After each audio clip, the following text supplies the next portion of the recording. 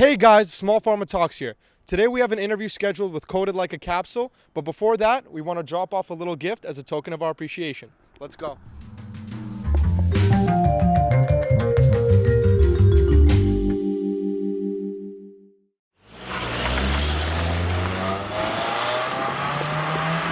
To my right, and I see the Hollywood sign. This is all so crazy. Everybody seems so famous. Listen, so we started today at 4 o'clock. We finished our finals. We come here to deliver a shirt to Coated Like a Capsule. We need to get equipment. All right, set up. We go to H&B or whatever. We get equipment. We get audio equipment. We come here. Walter shows up, picks us up.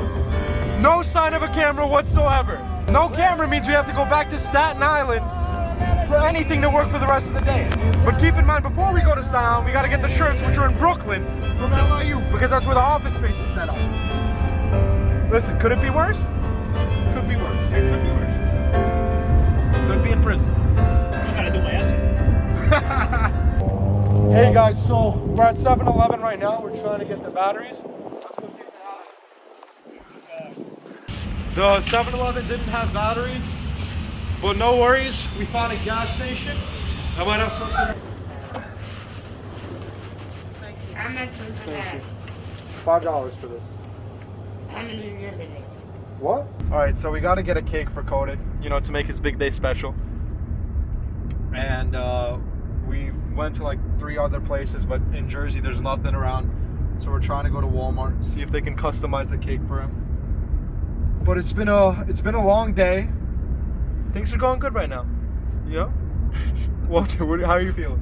I still have to give in my essay. No. What time is it? 8:39, 12 o'clock. We got time. Everything's gonna be perfect. Then we stop at Sonic after? Sonic! Yes, Sonic, baby! Finally here. Make everything work. I think it's closed. It's not closed. Welcome to Sonic. Unfortunately, at this time, the stalls are closed. You must. Do you know which aisle we can get a cake in? Cake, yeah. We don't sell cake. They don't sell cake? I can't believe they don't sell cakes at a Walmart. Like literally, everyone's overhyping this. They got everything here. They have fireworks, but they don't have cake. We can get fireworks. Do we need forks? Oh, spoons. No, right here. We're not gonna actually eat it. We're not actually gonna eat it there, right? We're just get. Oh, we're not? Why do we? So we're right outside of his house. He still doesn't know we're here. We're about to drop off the shirt right now. It's gonna be crazy. All right, let's go. What is up? It's great to finally. There we go. Oh, sick. Yeah. This is sick. Appreciate it. I'm sorry. Oh wait, we had a whole box. Hold on. Too nice. We got the box. Go On get the box camera? really quickly. Yo, shout out to SmallPharmaTalks for bringing out all this stuff for me. Where'd you guys drive from? New York. Holy crap, that is insane, yo. Shout out to you guys. I never had anyone do shit like this for me, so I really appreciate it. No and, problem, you know, man. I always appreciate the boys. Dude, I can't eat this. That's why I was thinking about it. Walter, come on. The box of the premiere. There we go. Dude. You guys are too kind. What are you guys doing? Are you guys just stopping by Jersey or? Well, so we have finals coming up right now, right? This entire week. Yeah. He actually was doing part of his essay for a final in the car on the way here. Oh my God. Do you guys want anything? Like No, anything to it's drink, fine. any food Yeah, or anything? we're completely Sure? good. Yeah, we stopped by to get like audio equipment at a store in Manhattan. Then we had to go to H&B, and then we had to go to Brooklyn to pick up like the shirts because we had our office there. Right. And then we came back to Staten Island because he left the camera in Staten Island before, and then we came here. Man. When I got Oh to man. Manhattan, Alison was like, yo, Man, this is sick though. I really appreciate you guys Yeah, of pulling course. up. I literally did not expect. Like I asked my sister. I was like, "Yo, did a shirt come in the mail?" She's like, "Nah." I'm like, "Oh." Great. And then I saw your message. Like, "Oh, UPS still delivers there around this time." And then I heard him call. I'm like, "Why are there people?" Because this street is so quiet. So I'm like, "Why is there nobody here?" And then I was like, "Ah." I saw you guys. I was like, they're here. Well, it's great That's to crazy. finally actually see you Hell in yeah, person. man. Dude, good luck on your finals. Are you guys sure you guys don't want anything? I know you guys been driving for a minute, water or anything like We're that. completely been an fine. hour. Just You sure? thanks so much. It's only been an hour? Yeah, it's only been an hour so far. I appreciate you guys and best of luck with finals, man. All right. Once again, great to meet you. Thanks, Have a man. wonderful rest I of your night. appreciate it. Shout out to you guys, and just by the amount of effort you guys put in, I can tell you're gonna go far with what you're doing. Thank you so much. I really appreciate it. Have a relaxing rest of your day. Hey guys, so it's day 2. We dropped off the shirt yesterday, and right now we're heading over to the office to get a Zoom interview with all the boys and Coated Like a Capsule in. Crazy day. Honestly, crazy day yesterday. It was a long drive, but definitely worth it. Walter, tell them what you got on that assignment though. Oh, we got 100 on that assignment. That's what we got. We're going great. Ace. Let's go. Welcome to SmallPharmaTalks. Today we have an interview with Coated Like a Capsule. He's a P5 pharmacy student about to actually graduate this year, and also a pharmacy influencer. He's got over 7,000 followers on Instagram, and he posts a lot of funny stuff. You should check it out. So tell us a little about yourself. Yeah, sure. What's up, guys? So my name's Sagar. First off, thank you guys for having me. I'm actually just graduated quite recently, finished my rotations last week, just got my graduation stuff in the mail. So it's kind of crazy to think about that, but I created Coated Like a Capsule a while back. So that was my whole social media platform where I talk about pharmacy and I kind of show people my life in pharmacy. But before Instagram and TikTok, I initially actually started off with YouTube. So that was the first thing that I was doing. But then, Coated Like a Capsule grew. I created a site and I ended up interviewing for fellowships. So currently I will be completing a 2-year fellowship. So I'm going to get started on that in July in marketing. So I'm going to be doing oncology brand marketing at a company. So excited for that. And I think in general, just excited to help other pharmacy students and talk to them about my experiences and kind of dive deep into like a sort of non-traditional path, as well as talk about how, I'm not the greatest student on paper, but I think in general, pharmacy is a lot more than that, especially nowadays. So yeah. First off, congratulations on finally graduating. It must have been a long, Thank you guys. long process. We know the struggle. Yeah, of course. So how did you initially get the idea to start it Coated Like a Capsule? Yeah, so that's a good question. I think initially I watch a lot of YouTube, and I'm not sure if you guys are aware of like bloggers like Casey Neistat, but I watched him a lot when I was like in high school and then into college. And I also started watching other vloggers, and I realized there were a lot of med school vloggers, and there's nobody literally for pharmacy. So I knew there wasn't anybody showing what pharmacy students were doing. So I would try to search up like, okay, because it was kind of scary for me, because even like 4 or 5 years back, people were still talking about pharmacy saturation and stuff. So I was trying to figure out like what's my game plan and where should I take my career. And there just wasn't much information on it. And seeing that there's a lot of people repping med school, a lot of people repping PA school, but no one there for pharmacy, I was like, you know what, why don't I try this? And then at the same time, while I was thinking about that, I was starting to learn editing on Final Cut Pro. And I learned that just through like taking stock footage and putting videos together. So then like from there, I kind of had this idea that I wanted to start creating videos. And I didn't have a camera. So I ended up getting a job on campus at like a telemarketing type of thing. Raised enough money, bought a camera, and the next day started vlogging. And I think from there, it was just like, it's just so much fun because everyone's interested in what you're doing. And like sometimes you'll get roasted, like, why the hell is this kid recording himself in class? Like, who does he think he is? But I guess over time, like it just grew and people started realizing that, a lot of people were watching my stuff and it was funny. But yeah, it's funny because like some of my friends who like randomly would just call me Coated now instead of Sagar. They'll just be like, yo, Coated. I remember before I was applying to pharmacy school, I was actually looking up like day in the life of a pharmacy student, and your video was the first one that came out, like that popped up. It was like in 2018 before I even like went to LAU or anything. And like I remember I saw it and I was like, oh, this is like gave me like a lot of information about like your day in the life. Like I remember you were like in a fraternity or something. Yeah. So I'm in AZO, so Alpha Zeta Omega.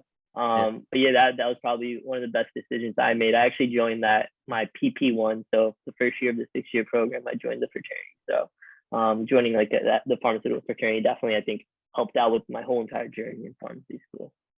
Of course. Do you see your Instagram and social media presence as more of a job or a side hobby? And like, do you spend like time working on it? Like, how much time do you spend on it? How much of your day does it occupy your mind? Are you always thinking about it? Is it something that you just like have a set time to schedule? And how do you go through like planning all your videos or like getting creativity? Yeah, I think it's a little bit of both. At first, it was more of like a side hobby. But then once I think you start growing followers, you kind of want to keep it going. And the only way to do that is to keep posting content. So like there's days when I just have to like look through the internet and think of different video ideas I can make. So then it kind of feels like a job in a sense, because you have to dedicate a certain portion of your day on finding the information. But it's never like I have to do it. If I don't feel like posting, I won't post. So I think it's never been a burden for me. I know there's like a funny story. My friend was telling me, he was like, dude, remember when you're in pharmacy school and you'd be studying for exams, and then in the middle of the day, you'll just be like, I need to go edit my video. I'll study for the exam later. And then I'll never study for the exam. So I feel like it's just like kind of like I always had a problem finding like the balance between the two, because I just loved posting so much. So I think now that I'm older and I finished pharmacy school, I'm starting to start thinking more about how I can leverage social media. Before I just posted a bunch of funny content, and I still think I want to do that. But at the same time, I think my path in pharmacy is sort of, going away from the whole like farm tech pharmacy student vibe, and it's more going into the professional like marketing, business of pharmacy, stuff like that. So I'm sort of like trying to think of where I can take my social media, but I'm not completely sure yet. Still trying to decide on where I want to go with it. Yeah, When of you course. initially went into the field, why did you decide pharmacy as opposed to something that focuses on social media and that Yeah. aspect of it? Yeah, so I'm not sure if you guys are aware of like those like those technical schools, like academies. Like Yeah. every like counties have those things. So I went to a healthcare academy. So I thought I wanted to go into healthcare from like very early on. And I have an uncle and aunt who are both pharmacists. One is like a director at a hospital, and the other works in the industry. So like from a really early on, I knew like, I wasn't gonna end up in retail. Like I knew like I could do a lot of different things with my my career, and I liked that because I wasn't so set on working in a hospital per se. So I think from then on, I was like, okay, their jobs look cool. And I think you have that practical immigrant parent mindset of this is a good enough job that'll make me money, and like they'll be happy with it. So like, that always plays a part. Like you got to just think of like what's the practicality of it. And then, for the first 2 years, I actually really enjoyed like science, like the clinical type of thing. So I was like, maybe I'll think about being like doing a residency or something. But then I was like, I think I took a pharmaceutical marketing class and I started creating social media stuff. And like, man, I just love business things. So I feel like I just fell in love with it. And I think that's why early on, like social media wasn't a big thing for me. And I didn't really have that in mind until I started working on it my P1 year. And then I ended up, just getting more information on it. So I got some internships, and then ended up doing a marketing rotation. And I just enjoy it a lot because it's less about reading a book and finding an answer, and more about thinking a little bit critically and like assessing what's happening and stuff like that. So it's a bunch of fun. I recommend marketing to really anyone if you can get experience in it. Do you think that doing the social media thing has been like a valuable asset on your journey into pharmacy? Would you think you would be better off just, being like these other people that are in the pharmacy field, like very old school minded? You got to study, you got to do everything, then eventually go into the rotations. How do you think running a social media page, being an influencer, how has it positively affected you? What opportunities has it opened up for you? Yeah, I don't regret it at all. I think it's probably the best decision I made because if you looked at my CV, Coated Like a Capsule was the first thing I put on it. Just because so I like this isn't all just like out of chance. I sort of thought about it, right? So like think about like pharmacy saturated. How can I stand out? Okay, I'm doing social media, but I can't just post like, oh, I have an Instagram account. Like they're not gonna like that too much. So then that's when I started doing like I created a web series, which I teamed up with the brand, and I did like a podcast kind of thing every night, and then we just spoke, and then people got to ask questions. So I set up a whole webinar. So I listed that in my CV. Then I created a website, listed that under my CV. So I sort of thought about, I think social media was like the first thing that I did. And then I started kind of branching out and finding more professional ways of helping students. And that's what really caught people's attention. So I think there's it's like a multiple step process you got to think about. But in my interviews, always talk about Coated Like a Capsule. I think that's probably the only reason I got a fellowship, was because that's what made me stand out. And then it's actually funny because people would like out interview at companies, and then I remember a couple of times they would be like, oh, like, so it's good to finally like talk to you in person, or talk to you over the phone. We always see your content on Instagram, or something like someone would know me, because pharmacy is so small, and like these people are fellows, they're young, they just got out of school. So a lot of times they actually seen my videos. So that would be always funny. And I think in the end, like you kind of have to balance like professionalism with social media. So like there's always that you run that risk, right? Like they're gonna be like, this kid is just all over social media. We can't trust them and stuff like that. So you got to take that responsibility, or I've had to like make sure I don't post anything stupid or something that people can take offensively, because if you do something like that, obviously you got to be responsible for it. So there's always like the benefit versus risk balance, but I think I was able to balance that well enough. When do you feel like you're stepping over the line when it comes to like posting in social media and like regarding the pharmaceutical field? So there's been times like I'll create something and I think it's like completely funny. And the weird part about stuff is like it's hard to not be offensive to really anyone, because sometimes there's always one thing that someone will find offensive, and like it just happens and it's bound to happen. So I'll watch my videos again and again, and if I think anything part of it is like somewhat offensive, I just won't post it. And then sometimes I think I've posted things and then someone's like, hey, like I just didn't appreciate this part of it, and I'll just delete it because it's not worth the risk of having it out there and having someone else see it and be offended. So I think I don't think my content is really that out there where it will be like really super offensive or hurt me, but sometimes like people will find things like that affect them, and then you just got to kind of realize, okay, it's fine. It's not that big of a deal if I just delete it. Like it's not going to hurt my social media thing. But yeah, it's tricky because I've been trying to think of more funny things, and it's hard to be funny without kind of having that like weird humor where like it's almost out there, like you know, like SNL type humor, like that's offensive like to really anyone, but we know it's SNL, so it's hilarious. But it's a little bit different when you're a pharmacist. Yeah. So talk about like the process of growing your channel. So I remember like when you first started making videos, he said you had day in the life of a pharmacist. And then you eventually went on to, I think you did a little segment for a while called Medication Minute. So how did you transition from that into going into like the funnier aspects of pharmacy? Because I feel like before you had a very serious approach to everything you were talking about. Only like Medication Minute was very serious. It was talking about like the effects of it and whatnot. And then you went into doing recently like The Wolf of Pharmacy. I really like that video that you posted where you were talking to someone, because it's really relatable to the people. And I feel like I want you to talk about how you were able to grow the channel and how you were able to, you know, make that transition into the more funny aspect of things. Yeah, so I think initially, like my game plan was to kind of look like this role model pharmacy student who's just doing all these things correctly, right? Like that's just what you want to look like on social media.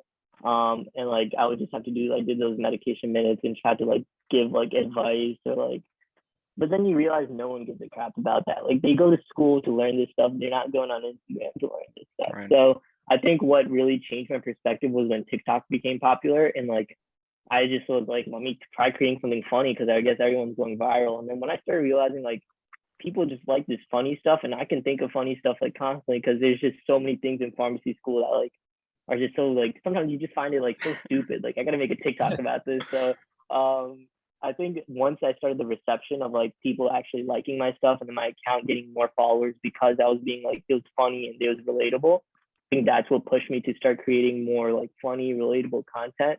Also, I think for a while you almost have a like false image you want to portray, as I mentioned. So I kind of started becoming more real with myself and being more of who I am on social media.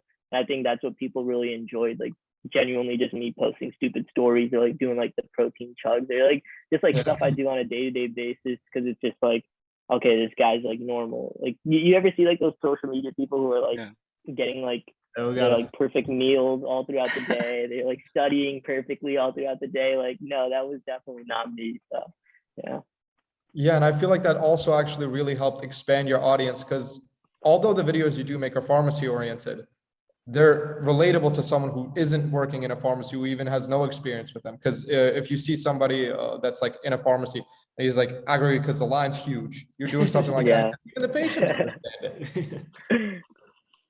Actually, talking about the chugging thing that you did with the protein before, we actually have some protein with ourselves. Yeah, we want to see who can get it down faster.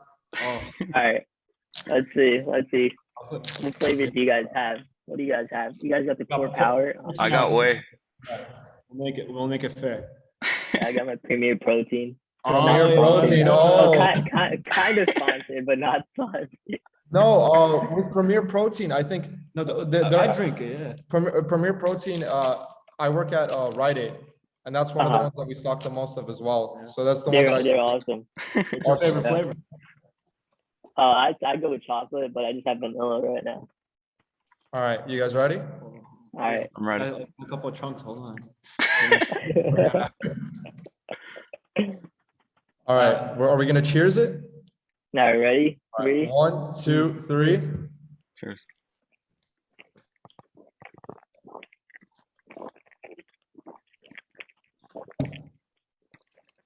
Rookies. Oh, Oh man, oh. you probably heard me like swallowing that protein shake all over through the headphones, but You're a pro, actually. Yeah. So, I think I had a smaller container than you guys. The Premier Yeah. protein shakes are pretty small. but talking about the Premier Protein, you recently started like a fitness journey of sorts, right? Because you're posting Yeah. workout videos. Yeah. Tell us what inspired you to start doing that. Hey man, I'm a single man, just graduating pharmacy school. I'm kidding. No. You gotta look good, Yeah, honestly. What's the matter? Yeah. No. So throughout college, they would have all these like, yeah, you guys probably know. Like sometimes it gets busy. You don't get to work out like all the time. Your diet is pretty terrible. But then like I think December-ish, I was just like quarantined and like I guess I just wasn't too happy with like where my body was at and how I was feeling. Like because I was going through rotations and I would wake up like 10 minutes before, and then I would go to rotations, like take a nap after, and it just felt gross. And I think in January, like in December, I was like, okay, when gyms open up, I'll work out. And then in January, I was turning 24, and I was like, okay, I'm not gonna wait for gyms to open up. Let me just buy some equipment. So I got like dumbbells and then like a weighted vest, a pull-up bar. And before that, I started trying to get up earlier and earlier throughout the morning. And then eventually I started waking up at like 6 a.m. and working out before rotations.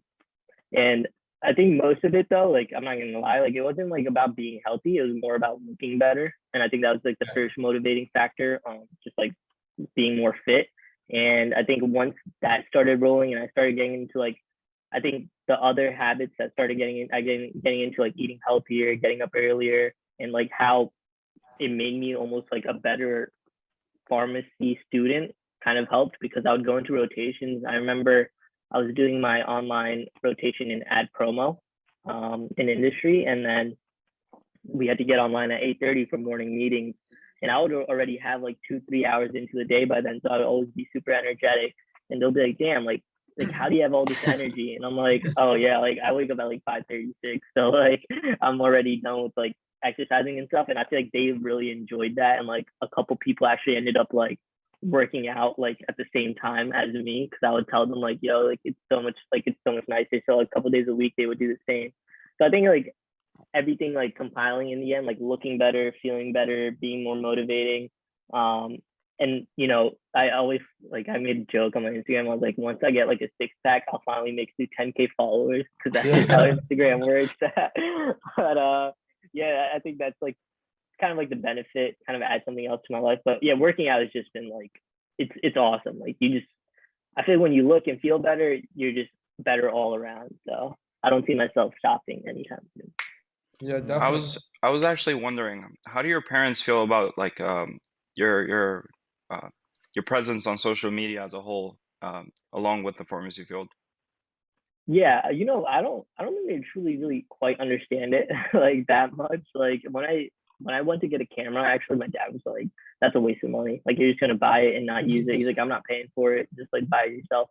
And I ended up buying it, and then my parents saw my YouTube videos and they would like show it to their friends or like post it on their Facebook. They're like they're happy with it.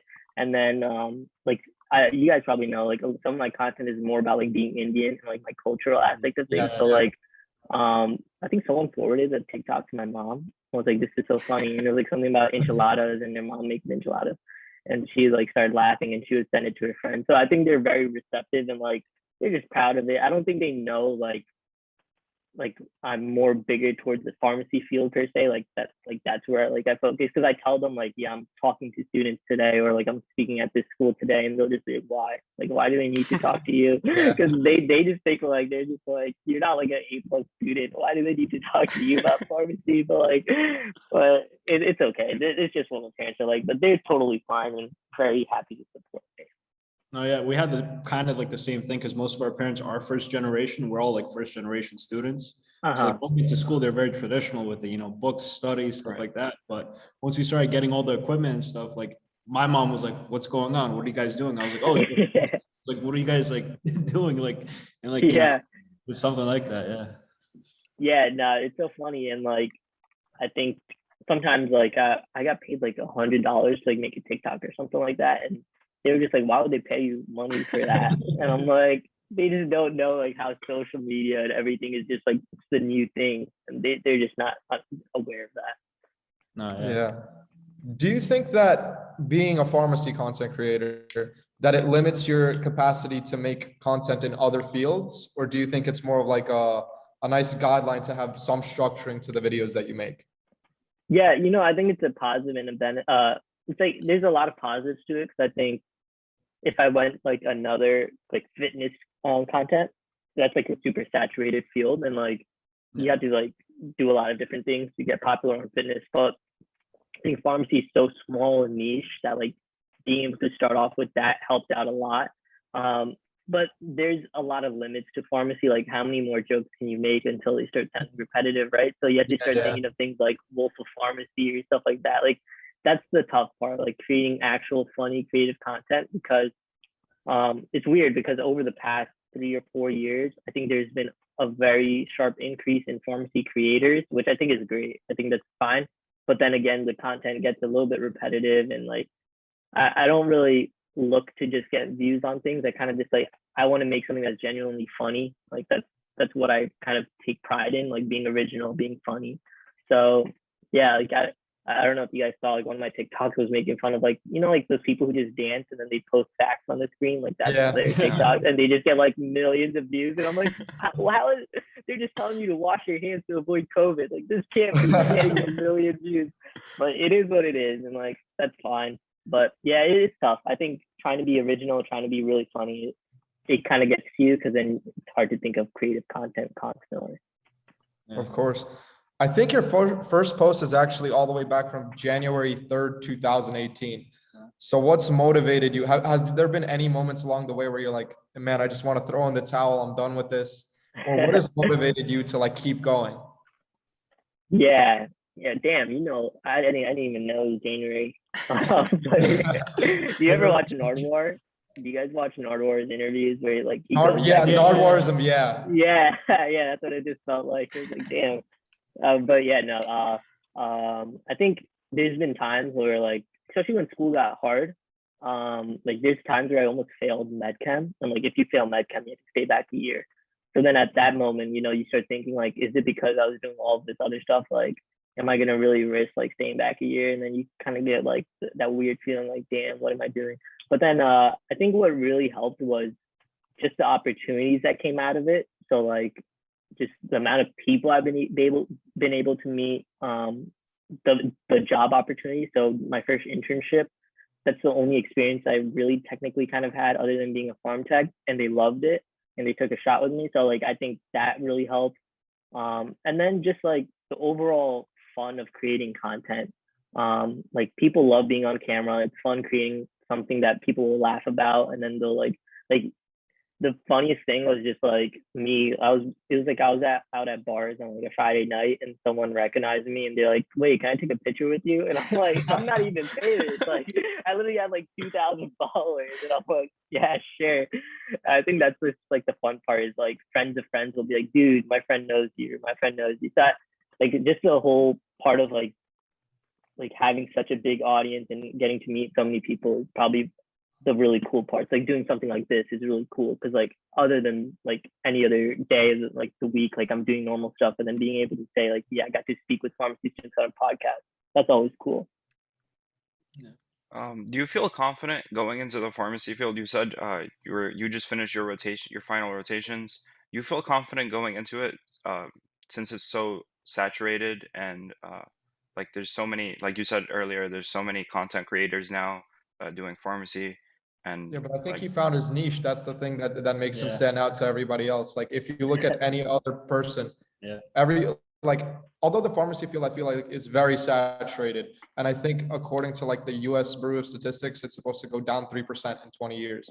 He found a niche, and he's also like, I guess, people like him for what he does. There's nobody else that's going to be coded like a capsule. You know, he's like he said, someone goes to the bar, they see him, they're like, yeah. Yeah, no, I think that's a really good question. I think it's always scary though, right? Because you go online and everyone's like, pharmacy's so saturated, which it is. But then the part of it is like you really have to kind of plan ahead when you're in pharmacy, and I think a lot of people don't do that. A lot of people often think like they just do the degree and then they'll get like a 6-figure paying job, which isn't like a thing. But then there's like these little roles that people don't necessarily know about or like plan out. So like I knew I wanted to do marketing once I started taking a marketing class. So then I made sure I got marketing rotations and marketing experience, and like that obviously propels me towards a marketing career. And you can find one if you just look for it. Like it's not going to be listed as we need a pharmacist to do marketing, but it'll be like clinical marketer, or like it'll be marketing at a biotech, or it'll be marketing at a pharmaceutical company. But then like I think being an AZO is what kind of helps, because I've seen so many people graduate and get these fellowships. They're amazing jobs. So then I'll be like, what did you do to get there, and how can I do it? So I'll hop on a call with them and they'll let me know, like, you need to do this, you need to do that, and I'll connect you with this person. Like one of my good friends, like from pharmacy school, he's got a job as a consultant at a top like 5 firm. So he's getting paid like close to 200K. Like that's insane, right? Out of pharmacy school, right? Yeah, So like, Oh my but like God. if you think about his like path to it, it was like him doing internships all throughout pharmacy school at like business places, him doing case competitions. Like in the end, it all makes sense how he became a consultant, but like people don't realize that you have to work ahead. Like you can't just get that job out of nowhere. Like you got to be really good at what you do. So with pharmacy, I always say, like, if anyone ever messages me and they're like, I'm scared about the field being saturated, I just tell them like, what do you want to do? Do you really want to be a pharmacist? And what field of pharmacy do you want to go into? Like, if you don't know, it's okay. Like not everyone knows, but you should have some type of urgency to start getting other experiences, because that's like the best way to find a job outside of pharmacy. Like once you graduate, I think, like, do you guys want to go into residency? Is that something you guys want to do, or? We I haven't. don't know. I personally haven't decided yet. I still don't know. I looked into like residency, because here's my experience with everything. I started working as a technician at like 17, right outside of high school, because at my school we had to choose majors sophomore year of high school, very early. My parents told me, hey, pharmacist, it's like a doctor without the dirty work. Good money, people always get sick. So I started working, and I didn't really enjoy the retail field. So instead of continuing that, obviously I had to do it. But hold on, sorry, there's a little, Group chats. yeah, here we go. There we go. All right, sorry. So I started working in a pharmacy very early, and then after I got to experience all the patients, obviously I like some of them. Some of them were amazing people that you get to know. Like these older people, they're nice, they bring you gifts sometimes. But also, like, it's very stressful on you to constantly be interacting with so many people all the time. And then I also thought about hospital field, and any experience that I've had at the hospital, well, maybe it's just I live by a not so good hospital, but all the people there look like they're dead. They don't want to be there. So I didn't want to go into that. So when I found out that you can get a fellowship or do something else in the pharmacy field, that's why I got inspired to go into it. When I started off with pharmacy, the first place that I volunteered at was at a chemotherapy, like a pharmacy that did infusion options for patients at home. And when I saw their work, I thought it was quite interesting how like they didn't even see the patient at all, but they were able to accommodate their medications perfectly to them. So from that aspect, like I would like to do it just to kind of help people out and just kind of better society in a bit. But a part of me also wants to do something that's my own. I was thinking of opening up my own pharmacy, but as we know right now with all the things that are going on with big pharma, that's not the best way to do it. But so yeah, I'm kind of just like trying to figure out between the two fields, between owning my own place or then going into residency or even going into a fellowship and working at a big pharma firm? Yeah, I think there's like a couple of different things. Like I always tell people, like doing retail is always good because once you know that you don't want to do that, it kind of pushes you to find other avenues. But then like one of the things I talk about is like find little niche areas in pharmacy that are getting really popular, like specialty medicine, like the chemotherapy stuff. Like if you can work in a place like that's like amazing because like that's the skill that not a lot of people have, and like there's a need for that. And like with cancer drugs and new ones that are being approved, like you're gonna need to know a lot of stuff. And like I've seen people like go from that avenue and then end up in industry later on. Like there's no one clear thing you have to stick with. But the main thing is to find skills that's like not easily replaceable. Like if you work at a Walgreens, that's easily replaceable. But if you work at a specialty Walgreens, that's not, because you'll work with like, I did a rotation at a specialty Walgreens where we worked a lot with different types of like, what do we call that again? Like, in vitro fertilization type stuff, right? So IVF drugs, stuff like that. So like those pharmacies, if you could work at those things, like that's amazing.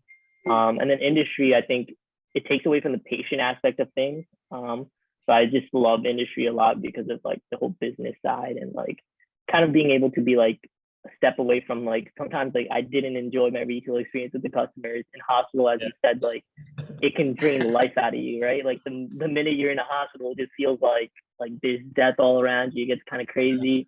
But yeah, no, there's so many different routes, and I think if any of you guys are interested in the hospital, I think emergency med is really cool. I just did a rotation in it and it's really exciting, and there's not many emergency pharmacists out there. So I think that's also a cool field to get into. I think before you mentioned that you wake up at 5:30, like you used to wake up at 5:30. Is this an everyday thing now? Like what's your schedule look like every day? No, so today I actually woke up late, like around like 9ish, but usually like I'll wake up at yeah, like so before like I'm not even lying, like before January I would wake up like really, I was such a heavy sleeper. But nowadays I'll probably wake up at like 6 or 7. I woke up at 5:30 to 6 when I was doing my rotation where I had to be ready at 8:30, but now obviously that's not the case. So it's a little bit harder because I don't really have many responsibilities now that I'm done with school. So I'll probably be waking up a little bit later now, because what am I going to do with the whole entire day if I don't have anything to do? But once I start working, yeah, I think I do plan on waking up at like 6 o'clock generally once I start work in July. Did switching over to, you said earlier you were doing online rotations. Did switching over to an online curriculum affect the way you learned, the way you absorbed information? Yeah, I'd say online it's a little bit easier because everything is online. But it's harder to study at home for me and like just like not see the lecture and not like be in person, being in a class with other students. So I think I personally prefer in person way more, and like even had some rotations that were online.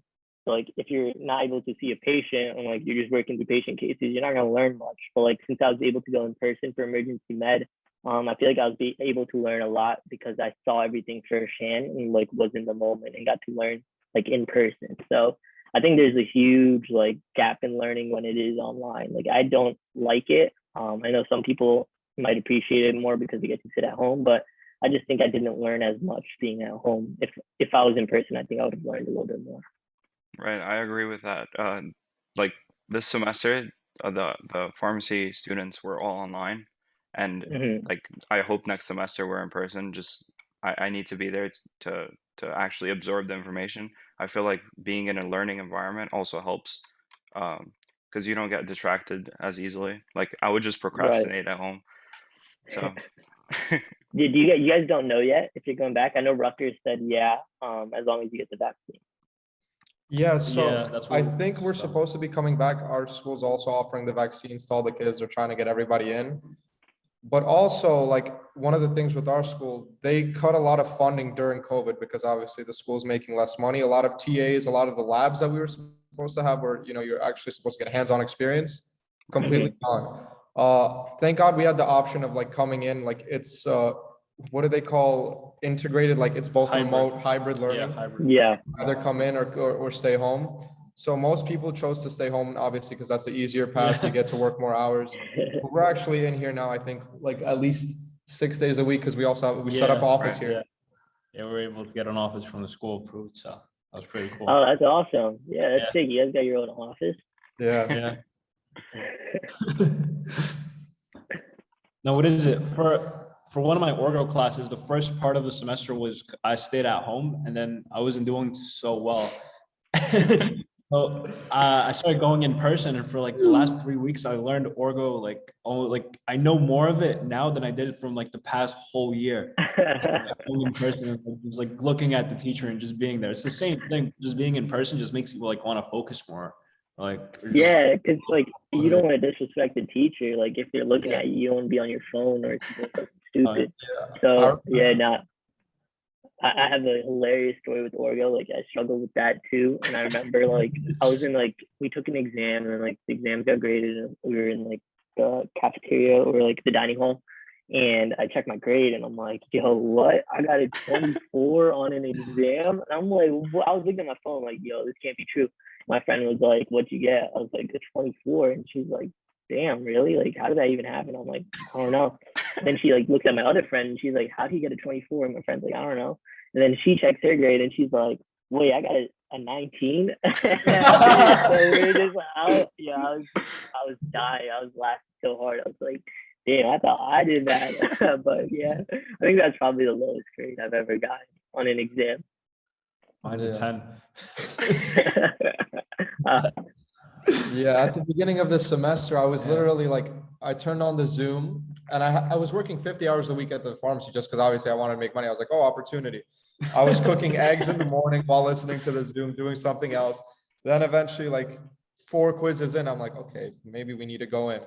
And then she like sees us in person, and then like after like a couple of days, obviously like it's significantly better because she explains it and you actually understand. It's like, oh, you guys are actually getting it now. I don't know why. It makes a huge difference, I think, personally. Okay, this is just more of like hobby related stuff now. Kind of laid back. Do you listen to music while you're studying or like doing work? What type of playlist do you have?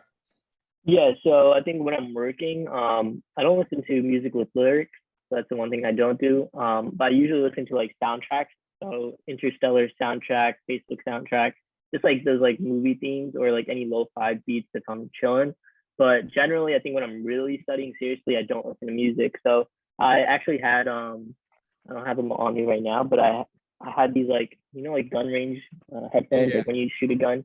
So I actually had a pair of those because my sister's fiance, who went through med school, said they really helped when he just wanted to cancel things out. He didn't want to pay for like noise canceling headphones.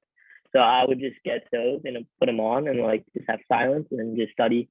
Because like sometimes the library got a little bit loud or my apartment would be a little bit loud. So I would wear those. But yeah, generally nothing too crazy when I'm studying though. Like I can't listen to like hardcore music that I like.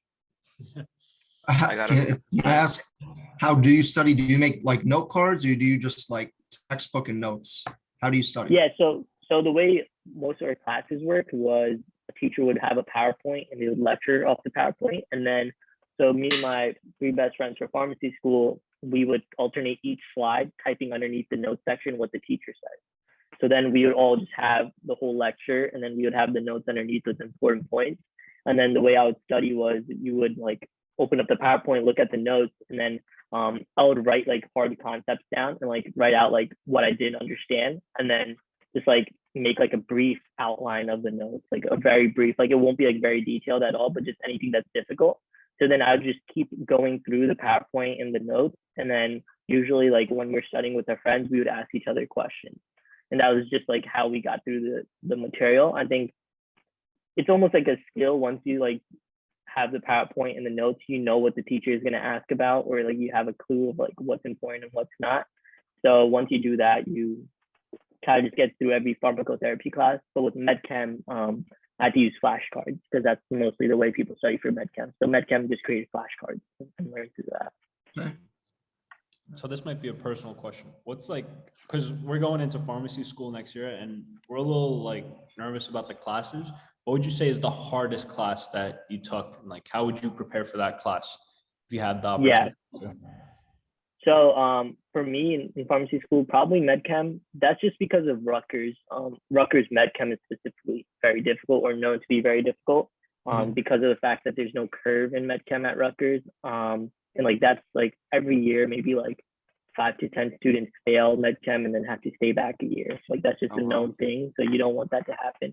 But in general, I think there's no like one class that's very hard. Like you're going to take so many pharmacotherapy classes. And I think the first hard part is just going to be like the amount of information and the detail towards it. So it's going to be a pain in the butt when you have to like know the receptors, and then they're going to be like, select all that apply, like which receptors does this affect? And you're going to be like, what the heck? Like I know one of them, but I don't know all of them. So yeah, it was never a problem. I don't think the questions with like which medication should you use is the hardest. I think like when they ask about like mechanism of action and like the true scientific nature behind the medications, that's a little bit more of the difficult part because it involves a lot of like pathways and stuff like that. So learning the pathways, like, do you guys take biochem yet? No, we have that one next semester. We're about to. Yeah, so that's one of the classes that's pretty difficult, like biochem. Oh my god, like memorizing all those like pathways is just brutal. It's not fun. Do you have any like role models that you look up to nowadays? Like who inspires you to be better? Like who do you look up to? Yeah, I think in general, there's like a couple of different people I'll probably look up to. So if I'm talking about like real life people, like people I actually know, I actually have like a good friend who's from ASIO who graduated a while before me. Never saw him in school because he was already graduated, but he does marketing and he works at a biotech. So I feel like his job is really cool because it's such a small company. It almost feels like a startup type of vibes where like you get to work on like so many different projects, and then at the same time he's getting his MBA too at an Ivy League school. So like I think that's something I want to do too. So I think that's like one of the, like the professional people that I look up to, and I'm like, this is where I want to take my career. But then in general, I have my other, you know, motivating factors, and I think like I watch a lot of people build brands and stuff. But do you guys watch like fitness YouTubers? So which ones? One more time? Like, do you watch fitness YouTubers or like? Oh, some fitness. Yeah, fitness. Mm-hmm. Yeah, so I love watching Max Tuning. I'm not sure if you guys know him. I've heard of him. You might have heard of him. You might see him, but he's like some super goofy fitness guy. But like he ended up creating a couple companies, like a clothing company and a candy company. So I love watching his videos, and like his nature in his videos is super like just upfront, funny and natural. And he also created multi-million-dollar businesses. So I think like seeing those people who are like, you know, sometimes you see people who are always so serious about everything, and I'm like, I don't think I could ever be that type of person because that's just not who I am. But then seeing someone who's very successful and who's not always so serious, I think that's one of the big things, like having their own business, being like very funny, being very themselves, and then balancing everything. I think that's a good role model. So I think he's probably one of those people that I kind of try to emulate within my own content as well. Was he the guy with like the mustache, and he's like from Florida? No.